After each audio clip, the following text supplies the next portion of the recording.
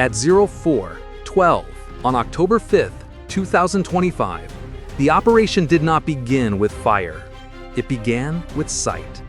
For weeks of patient watching and cross-checking had carved a map of risk and opportunity.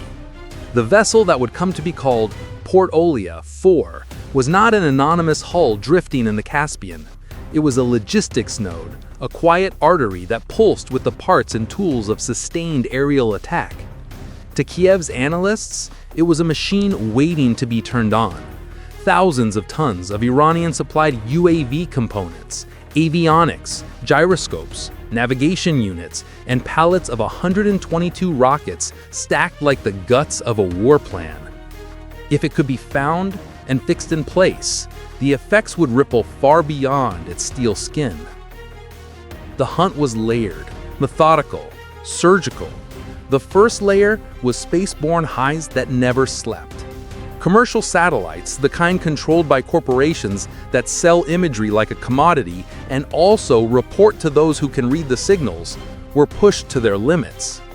Synthetic aperture radar, SAR imagery, was the breakthrough. SAR does not care for daylight or clouds. It paints the sea in math and returns shapes where light fails. Analysts fed radar traces into whole signature libraries, matching echoes to known silhouettes, anchor chain outlines, and drift arcs. The ship's profile revealed a predictable anchorage window, 4 to 6 hours where she sat, motionless enough to be mapped and timed. That window became the planner's horizon. Layer 2 was the invisible language of machines, radio, radar, and the curious absence of both. Signals intelligence listened for patterns, and crucially, for silence. Port Olia 4 maintained radio quiet. No friendly AIS signal announcing location, no chatter to betray cargo or destination. That very silence became suspicious. Intermittent radar emissions, a flicker here and there, gave away bearings. The captain believed anchoring in the Volga-Don Canal rather than the main port reduced exposure. He was wrong. Spatial separation is not security when anyone with patience and layered tools can stitch together location from fragments. The intelligence mosaic was not just satellite plus SIGINT, it was time. Predictable anchorage windows repeated over days meant planners could forecast presence and behavior with almost industrial precision. Analysts overlaid the SAR passes with shipping logs, corroborated shoreline imagery, drift analysis, and anchor chain geometry. They watched the ship's profile punch a consistent hole in the Caspian's texture and then vanish again. That pattern created a schedule, a heartbeat, and every heartbeat is a plan waiting for a scalpel. Objectives were set with unusual clarity. Kiev did not want a spectacle that would scatter salvageable parts over a wide area and invite an ugly, messy international salvage choreography. The goal was a controlled, surgical sinking, a rupture designed to send the cargo to a depth where recovery would be near impossible. That meant pinpoint accuracy, minimal lateral fragmentation, and timed denial of rescue. Such an outcome required not brute force, but orchestration, choice of platform, munitions tuned to the mission, a swarm choreography designed to break systems, not simply burn the deck. At the heart of the plan sat technology optimized for stealth and precision. Indigenous long-range UJ-26 platforms configured as kamikaze UAVs. Composite airframes trimmed radar cross-section. Cruising speeds and low-altitude profiles let them melt into sea clutter. Hybrid guidance systems, GNSS with inertial backups and electro-optical terminal confirmations promised a last-mile certainty even under electronic warfare stress. Range and loitering fuel afforded tactical patience. The warheads, 40-kilogram charges tuned between fragmentation and semi-armor penetration, were selected to punch holes where pumps could not reach and to carve deep cavities that would doom damage control. But the operation's spine was coordination. A 14-drone package, not one, would make the difference between a damaged freighter and a ship consigned to the Caspian floor. The plan split attackers into 4 axes. The stern to paralyze propulsion and damage ventilation. The bow to take out command and control. The midships to open the waterline and guarantee flooding. And the denial pair to interdict tugboats and rescue craft. 2 relay drones would linger higher, passing telemetry and HD video, stitching a live mosaic back to planners and decision-makers. Intelligence had done its job when it turned an assumption into a vulnerability. The Caspian, a rear area, a sanctuary in Moscow's map of risk, was exposed. But exposure is only half the story. The other half is the moral courage to act on what you know, and the technological patience to wait until the geometry of time and space favors precision. On that cold October morning, the intelligence apparatus handed Kiev a mat of opportunity. The rest depended on the machines and the hands that launched them. Dawn over the Caspian felt ordinary. Sea foam moved in predictable folds. Port Olia 4 rode her anchor with the lazy arrogance of an asset that believed itself beyond reach. Then, in the space of minutes, the ordinary ended. At 04:12 local time, the first composite silhouettes peeled off from hidden Ukrainian launch sites, 14 UJ-26 drones, each a brittle promise of destruction. The swarm was not a scattergun. It was an argument constructed in 4 parts. 12 attackers and 2 relays, each a drone, a small calculus of speed, stealth, guidance, and targeted lethality.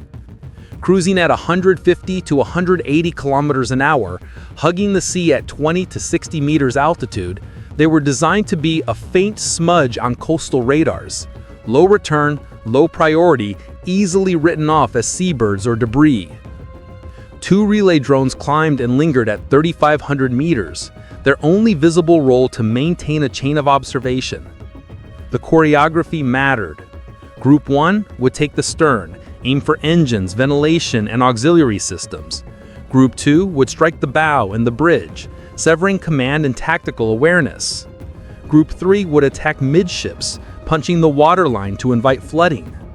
The final pair, a denial team, would detonate at approach lanes to block tugboats and rescue craft, a cold calculation to ensure the cargo sank where it lay. At 9:15, the strike unfolded with a terrifying granular precision. The first drone slammed into the aft upper deck, ripping a thin plate around the engine room ventilation shaft. In seconds, sparks raced along cable trays. Fire moved like an animal, finding oxygen, feeding on insulation, and then crucially, on the ship's damage control systems. When the firefighting circuits faltered and emergency generators stuttered, the crew faced a cascade they could not stem. The timing of follow-on hits was surgical. A second drone breached the starboard waterline, opening a channel that began to flood low compartments unreachable by pumps now failing in the dark. The assault's genius lay in its variety. Not every war had the same intent. Some were fragmentation biased, shredding exposed systems, shredding wiring looms that kept sensors and pumps alive. Others were semi-armor penetration charges meant to bite through deck plates and tear into fuel tanks and shaft tunnels. Delayed fuses carved cavities below the fighting line, places where seawater would gather and where human response would be too late. Between 9:20 and 9:23, the midship attackers executed their part, ripping structural connections and rupturing beams that held watertight integrity. Steel that had been rated to resist the ordinary began to flex and fail. The ship listed as its center of gravity moved. Floodwater found the lowest points and stayed. On the bridge, alarms screamed. The captain's world narrowed to smoke, failing power, and the thump of distant impacts. By 9:25, the order to abandon ship was given. Lifeboats cracked into the Caspian as dark smoke bled from the stern. Russian coastal defenses were not idle. They shot down 2 drones during the terminal phase, fragments of an imperfect defense, but those losses did not alter physics. At 9:28, a drone struck the lower midship belt, and the list deepened to 7 degrees. The 9th and 10th strikes targeted the stern shaft tunnel, propulsion lines ruptured, and fuel oil pooled under the deck, feeding flames into an inferno. 2 drones detonated across approach lanes, laying denial explosives that would block immediate rescue and salvage. Relay drones streamed high-definition video and telemetry back to Ukrainian controllers, a live feed that let planners watch the damage chain unfold. This was not blind aggression, it was closed-loop operation: see, act, monitor, adjust. The design of the UAVs, composite airframes, reduced radar cross-sections, GNSS with inertial backup, electro-optical terminal guidance, ensured terminal accuracy even under jamming. The package's range and loitering capability meant patience. The strike could wait for the scheduled anchorage and strike with maximal effect. By 9:37, the ship was mortally wounded. Power failed in cascade. Automation died. Pumps could not counter the inflow. Structural fatigue spread like an infection as warped beams failed one by one. The demolition of redundancy, power, pumps, situational awareness was the strike's central idea. It did not need to tear the ship into shards. It needed to remove its ability to survive and to keep the cargo beyond reach. At 13:19, satellite imagery would later show the vessel submerged, a dark blot under the Caspian skin, smoke still curling from wreckage. The physical sequence, impact, fire, flood, list, abandonment, sinking, was brutal but almost elegant in its efficiency. The technological choreography had turned distance into vulnerability, and small autonomous platforms into instruments of strategic effect. This was modern war distilled: networked small systems delivering precise kinetic effect, coordinated to create system failure rather than mere destruction. It raised questions about reach and sanctuary.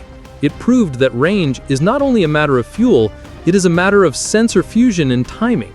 For those on the bridge of Port Olia 4, the lesson arrived as smoke and water. For planners watching remote feeds, the lesson was validation. A properly designed swarm, given space and intelligence, can write new rules of reach. When Port Olia 4 slid beneath the Caspian, it took more than steel and pallets to the seabed. It sank assumptions. The mental maps that had told commanders and logisticians that rear areas were safe, that 800 kilometers of sea and territory equated to sanctuary. The cargo was measured in tons, the damage measured in weeks, and in the shattered confidence of a logistics machine. Consider the material tally. Roughly 5,000 tons of hardware that, assembled, would have produced hundreds of Shahed drones. Each Shahed carried roughly a 40-kilogram warhead. The lost cargo represented thousands of kilograms of explosives and the critical avionics, GNSS packages, and power units necessary to assemble drones at scale. Without heads, bodies are inert. Without avionics, assembly lines stall. Practically overnight, the loss translated into a pause in production, a disruption in launch schedules, and fewer nightly attacks across Ukrainian cities and front lines. Tactical tempo, the invisible heartbeat of air campaigns, faltered. The economic reaction was instant and visible. War risk premiums on Caspian routes spiked. Markets that priced danger responded to the new reality. Shipping companies recalculated risk, and some insurers recalibrated exposure simply by refusing coverage. Captains began turning off AIS and sailing under false identities. Convoy escorts multiplied, port turnovers slowed, and overland transshipment increased as players sought alternatives. Each alternative amplified cost and created fresh choke points and intelligence trails. Logistics is not merely movement. It is a web of time, contracts, insurance, and port capacity. One strategic strike can tangle that web. Diplomacy moved in step. Caspian littoral states, those nations that had long treated the sea as a regional economic resource, and until now, a place of relative calm, convened emergency meetings. The label Contested Operational Zone moved from private briefs into public utterance. This was not a small escalation. It was a reclassification of geography that required new rules, new insurance tables, and new naval postures. For Moscow, the political cost was acute. Admitting that the Caspian was now a theater of operations undercuts a posture of strategic depth and imposes new burdens on surveillance and coastal defense. Then there was the human and industrial fallout. Crew members, dock workers, and the shore firms who serviced shipping felt immediate pain. Sudden danger, injured or displaced workers, missed contracts. Salvage operations began under glare-blinded lights, divers and cranes wrestling with submerged crates, while salvage teams hauled back what they could in hazardous conditions. Much was lost forever. The industrial consequence: paused factories, idle production lines, and the cold arithmetic of output lost meant that the strike's effects would echo through logistics chains for months, not days. But perhaps the deepest effect was psychological. The attack replaced confidence with suspicion. Where port and rear were once thought to be buffers of safety, now every radar blip invited a question: is that an innocuous echo or a UJ-26? Crews demanded hazard pay. Timetables stretched as captains and operators hedged for safety. A constant grinding pressure set in, not because every sail would be struck, but because the threat of strike now existed in plausible proximity. The psychology of operations matters. War is as much about forcing opponents to change behavior as it is about destroying materiel. Here, the strike achieved both. Moscow's industrial response showed the practical limits of resilience. Rebuilding supply chains is expensive and time-consuming. The missing electronic components, gyros, and navigation units are not easily replaced in bulk. Every missing piece forces a substitution, a reallocation, or a slowdown. Production lines that once hummed now click with delay. For a campaign that depends on massed UAV strikes, missing avionics is not only an operational inconvenience, it is a strategic choke point. This strike also affected broader signaling. A small nation's ability to project precision against deep logistics nodes rebalanced perceptions of capability. The cost was not only in tons lost, but in deterrence newly minted by ambiguity. If a ship could be taken in the Caspian, what else might be in reach? The specter of repeat operations created an asymmetric form of attrition rooted in stress, insurance costs, and logistical delay, rather than immediate battlefield attrition. For Kyiv, the operation's success was twofold. Materially, it eliminated thousands of kilograms of explosive payload and the parts to build more. Strategically, it forced adversaries to widen their defensive posture, raising the cost of every shipment and slowing the tempo of operations. The small victory in the Caspian had outsized returns, paused production schedules, rerouted logistics, and a theater that could no longer be taken for granted. When the hull finally rested on the seabed, the visible win was a rusting silhouette under the water. The invisible win was doubt. The collapse of the illusion of safety, that was the day's true dividend. It reshaped behavior, stressed economies, altered diplomatic postures, and rewired the assumptions that had governed logistics for months.